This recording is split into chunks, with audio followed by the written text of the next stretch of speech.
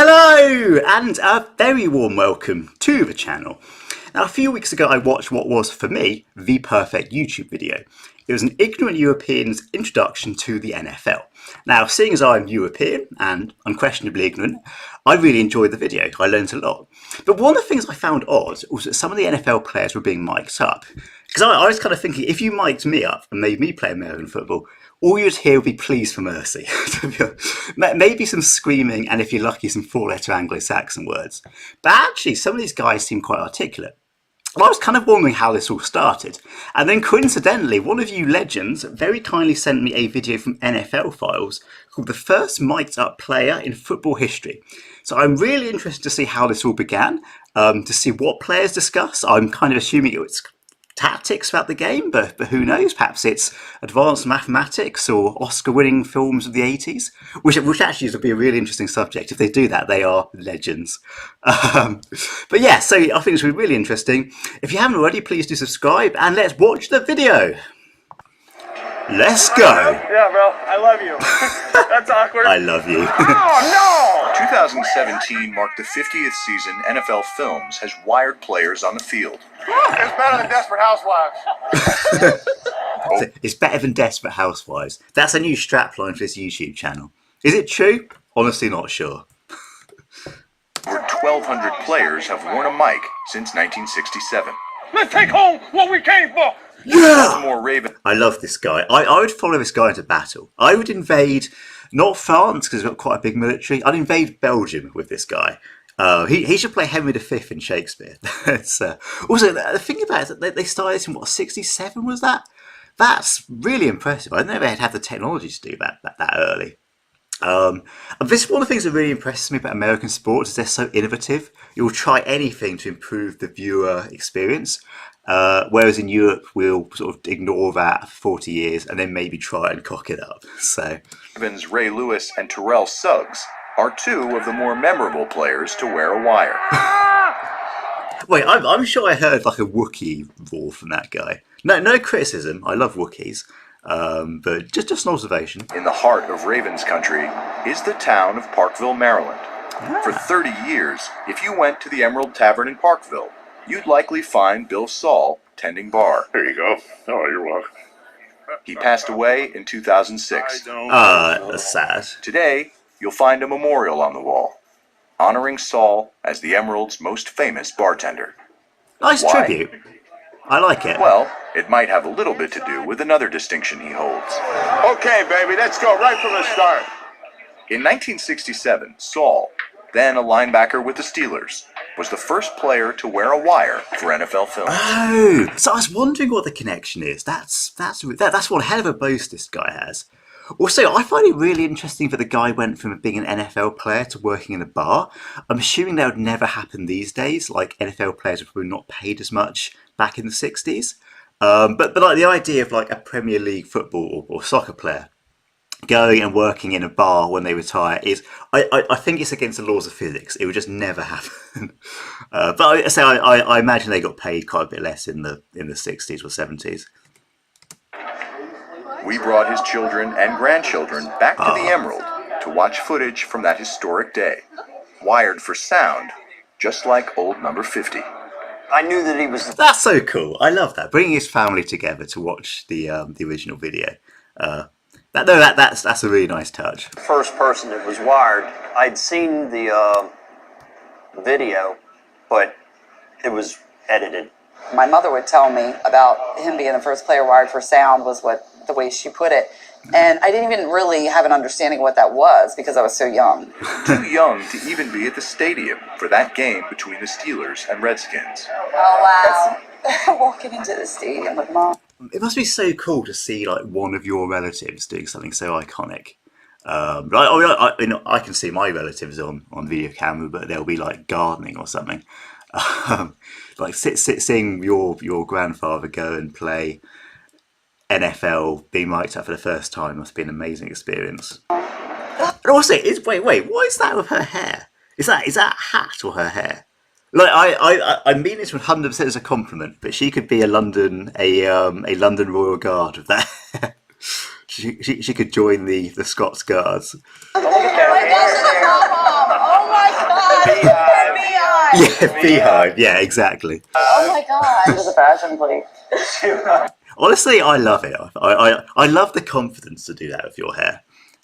Full fair play to him. Rodney, let's get him, buddy. Come on.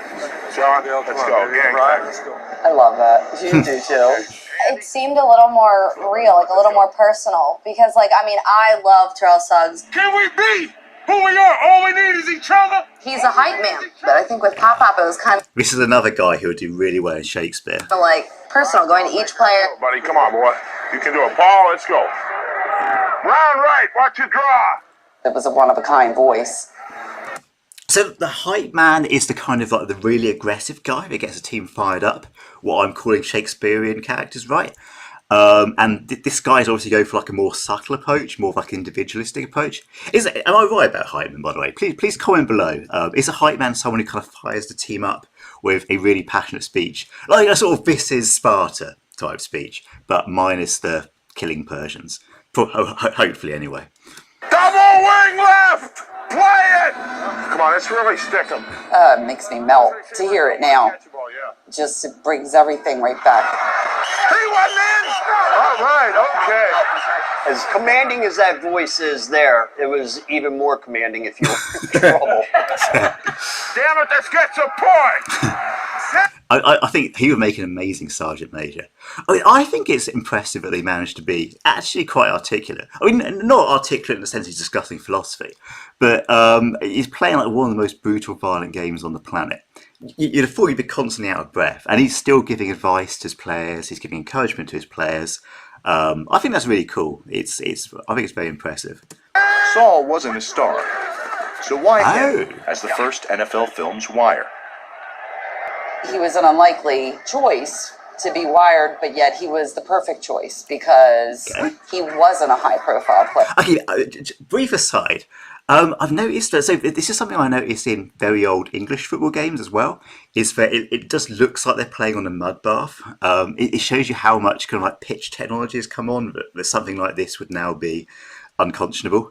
I mean, I like it. I think it gives the sport. It gives a kind of a retro feel and b a sort of like a different challenge. But you feel like in that sort of with these conditions, they're one step away from playing in a swimming pool. So. Player, and what they thought they would get was the real deal. Oh my God! Hello. Ouch! Come on, that's it. So that's fascinating. So the reason they mic'd him up is not because he's one of the top players, but because he's kind of like as a representation of all players, if you like, as a sort of a player chosen not at random, but because they're not one of the icons. I think that's really interesting. But they didn't choose to mic up someone really, really famous. They just chose this guy who's clearly very charismatic, but isn't one of the top players. Damn it, he's not that good. They said he Oh, dirty talk, mate. didn't even know he was mic'd once the game got rolling. I think that's definitely how I'd be. I'd totally forget I was mic'd.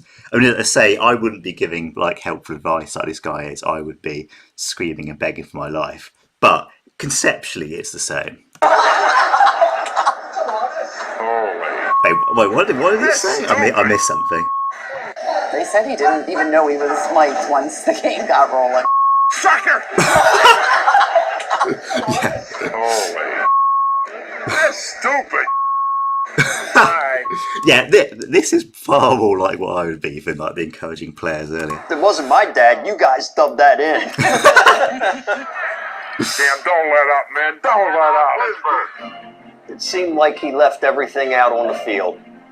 He looked tired when it was over. Yeah. There's one moment the mic captured that the Saul family would like to clarify. Okay. We're not allowed, boy. We're not allowed. Somebody asked him for a piece of equipment. He wasn't allowed to give it. It devastated him through his entire life. Probably explain that 2,000 times that it was not an autograph, because I want to go on record as saying I never refused a kid an autograph. Very good. Good luck to you. As humble as he was. Oh, I see. Hey, let's watch that again. So basically, people are saying that he refused the child an autograph. Let's go again. Clarify. We're not allowed, boy. We're not allowed. Somebody asked him for a piece of equipment. He wasn't allowed to give it. It devastated him through his entire life. Probably explain that 2,000 times that it was not an autograph, because I want to go on record as saying I never refused a kid an autograph. Actually, yeah, so if you watch the video, he says, I'm not allowed, boys.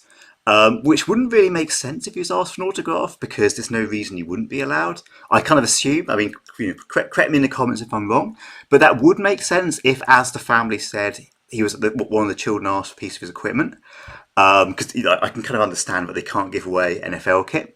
So actually, I think the family that makes complete sense what the family is saying. That he was asked for part of his kit, not for an autograph. I mean, as I say, I'm not saying this is a definitive take on this case, but that's my view. Good luck to you. As humble as he was, I'm not as humble. I'll go and tell everybody, you know. Nice to meet you, I'm Eric. My grandfather was the first person I tracked Phil. I would wear that on a t-shirt if this dude was my grandfather, seriously. I mean, it would look a bit weird in the UK, but hell, I'd still do it. Get down here. That was a lovely story. I find it really interesting that they mic'd up not like one of the great iconic players, but kind of like an average dude to represent the sport. But no, I really enjoyed that. I'd love to do more NFL videos. I'm finding it very interesting. I'll have to look. I'll definitely have to look for some more. But yeah, if you made it to the end, thank you so much. I hope you've enjoyed this as much as I did. And if you haven't already, please do subscribe. Thank you.